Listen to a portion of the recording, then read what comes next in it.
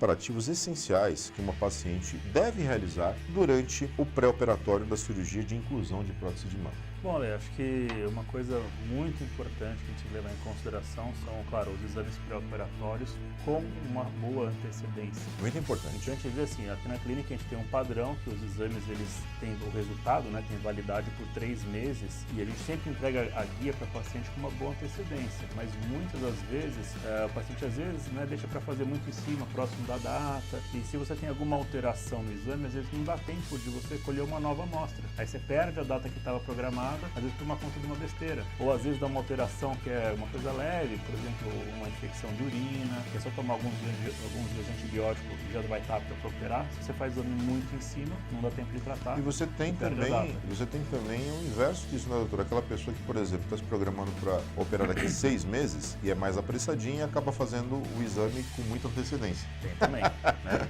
Então, aí, próximo de 3 meses antes da cirurgia, já 45, 60 dias antes da cirurgia, é o ideal para você colher os exames. Ele está numa boa antecedência, exames não muito velhos e não muito novos, né, que não dê tempo de a gente correr atrás de algum prejuízo. Tá? Então, acho que exame é um ponto muito importante. Outra coisa importantíssima, né, para o preparo da paciente para a cirurgia, isso para qualquer cirurgia, tá? Não só em cirurgia de implante de silicone, alimentação e hidratação. Veja, você vai passar por um ato cirúrgico, onde o seu corpo vai passar por um trauma cicatricial e inflamatório. Ele exige que você despende energia para poder fazer esse reparo de maneira adequada. Então, para a cicatriz ficar fechadinha, para não abrir pontos, para a cicatriz ficar fina e bonita, para a mama desinchar mais rápido, por aí vai, né? E se você tem já então um corpo bem nutrido, bem hidratado, todo esse processo ele se facilita.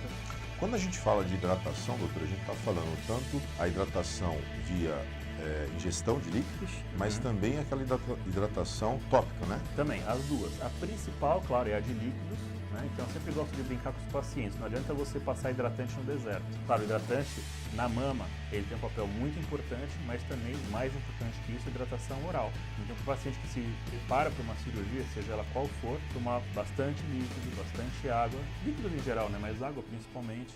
E, claro, manter a pele hidratada com também os hidratantes, os óleos e tudo mais, isso ajuda na cicatrização.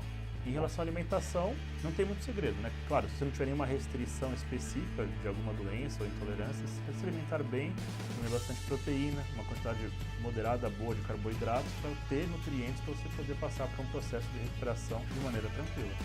São os fatores anatômicos e de saúde que são avaliados durante a consulta pré-operatória para determinar a elegibilidade da paciente para a cirurgia de inclusão de prótese de mama. Isso aqui é uma coisa muito legal, né? Muito importante, vai um pouco de encontro ao que você falou agora há pouco, né? Mas existem características que elegem a pessoa para a cirurgia de prótese de mama, né, doutor? Bom, a primeira coisa que a gente tem que avaliar, né, logo de cara, é o quanto de excesso de pele tem na mama.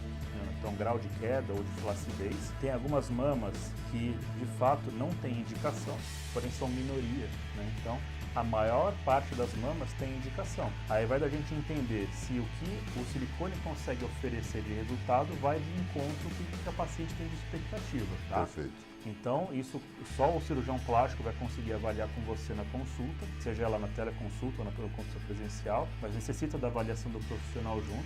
A segunda coisa que a gente tem que avaliar quando o paciente passa é se existe alguma restrição em relação à saúde dela. Então, por exemplo, se o paciente tem histórico de alguma doença importante, está em uso de alguma medicação que não pode ser submetida à cirurgia por conta dessa medicação ou não, se tem algum histórico familiar de doença que a gente vai ter que investigar antes de poder operar, né? Assim, se vai precisar passar às vezes num especialista, num vascular ou alguma outra coisa para detectar se há alguma indicação de iniciar às vezes uma medicação antes da cirurgia. Então toda essa questão de histórico de doenças ela também é muito importante, né? Para que seja feita uma boa triagem e o paciente vá para a cirurgia com a maior segurança possível.